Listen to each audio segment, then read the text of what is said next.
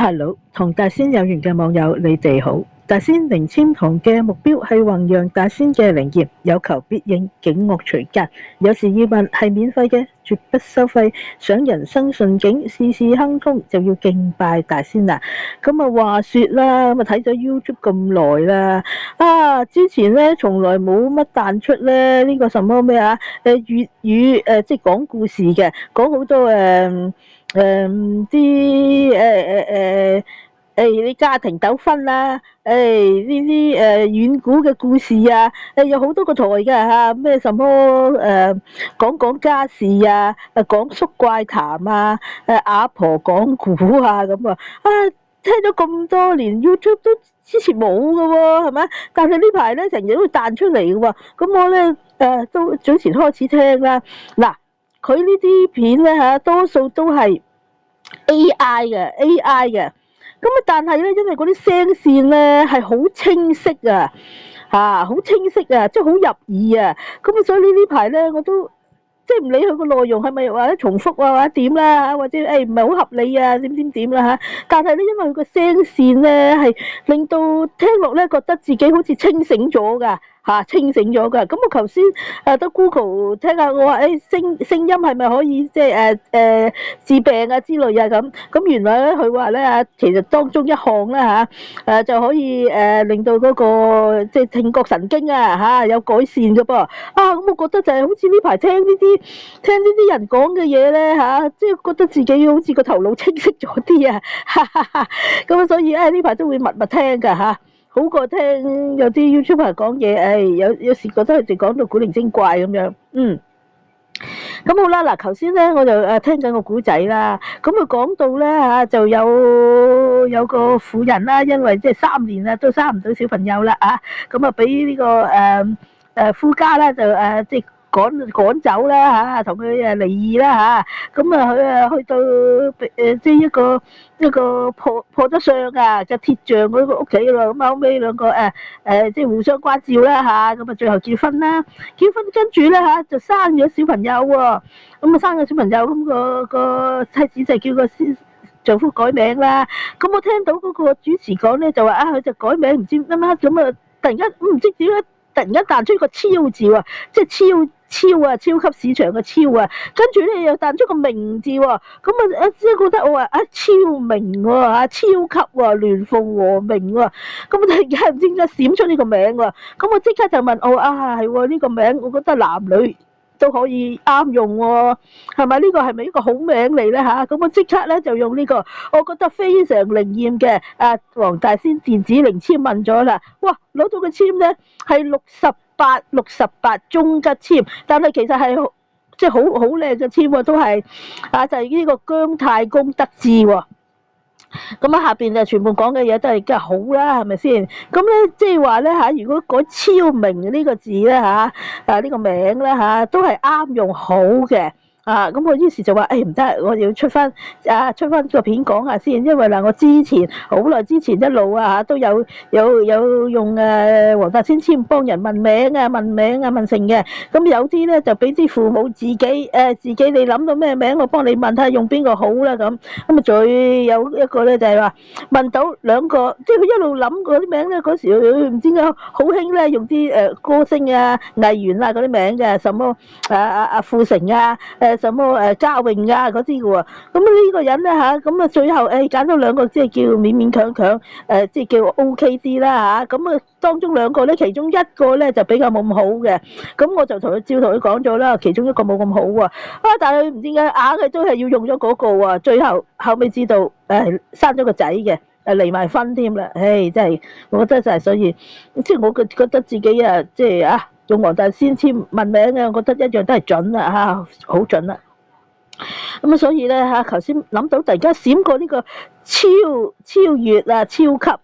同埋呢個聯鳳和明個明字我就問呢個名係咪好咧咁，我問到靚籤啦，都係中吉啦，姜太公得志啦，好籤嚟噶啦而且男女合用啦，咁我所以就話唔得，嗱聲要出呢段片講下啦，咁我希望咧有緣嘅人睇到如果你哋又想幫自己小朋友改名，咁不妨可以考慮下呢個名字，不過當然唔係話個個都一定啱用。唔係，我咧好希望咧就係話你哋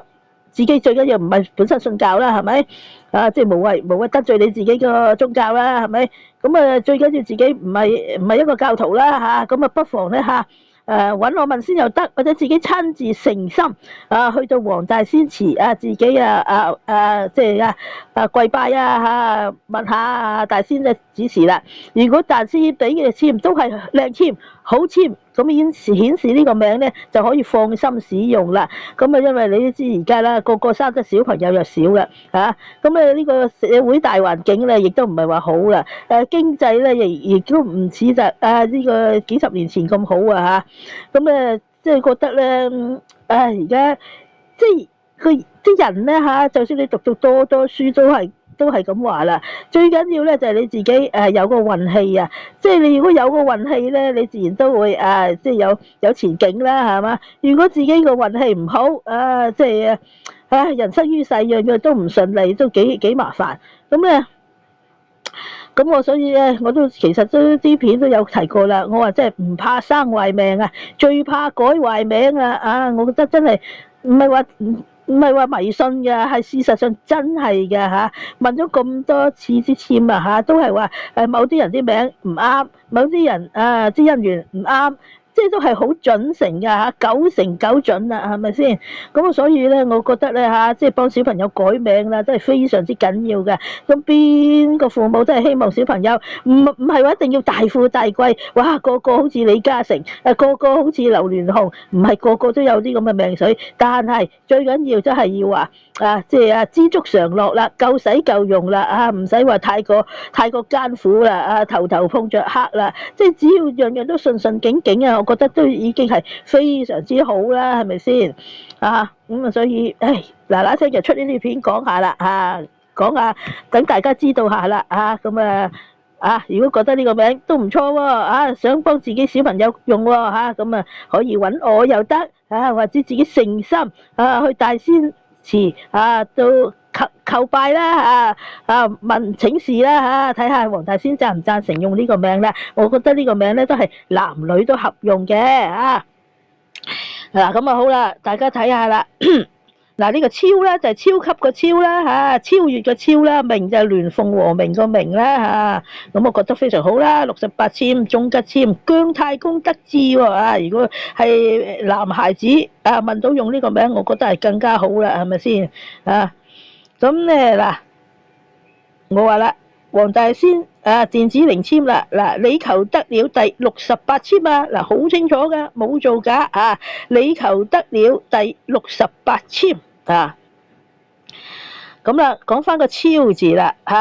個超咧就係一個常用嘅漢字嚟嘅，本意咧就係跳躍啦、跨過啦，後嚟咧引申為咧超越啦、勝過啦，以及表示程度極高嘅。佢個字嗰個含義咧就係話跳躍啦、越過啦，就好似超越啦、勝過啦、高出啦。譬如呢個超群啦、超齡程度嘅極高啦，譬如超級啦、超棒啦，即係總之係好啦，係咪咁嘅詞類超越啦，就走過或者高出原嚟嘅界線啦；超級啦就表示極大或者極高階嘅程度啦；超商就係講呢個超級市場嘅簡稱啦所以個超字都係唔錯嘅喎，嗰個含義係唔錯嘅。至於明啦，最令人感到就係講鸞鳳和明啦鸞鳳和明鸞鳳和明咧係一個常用嘅中文成語啦咁咧本意咧就係指呢個鸞鳥同埋鳳凰相互應和咁喺度鳴叫啦聲音美妙和諧喎後嚟咧用嚟比喻夫妻感情融洽啦、恩愛美滿啦，亦都經常係祝賀他人結婚時作為吉祥嘅賀詞啦。成語嘅來源同埋背景啦，典故咧出處咧就係源自呢個春秋時代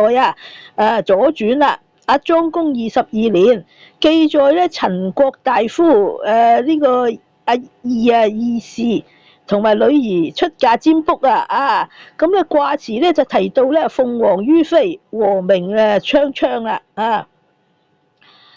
咁咧就好意境啦，係嘛？到鳳凰于飛啦，和鳴昌唱啊！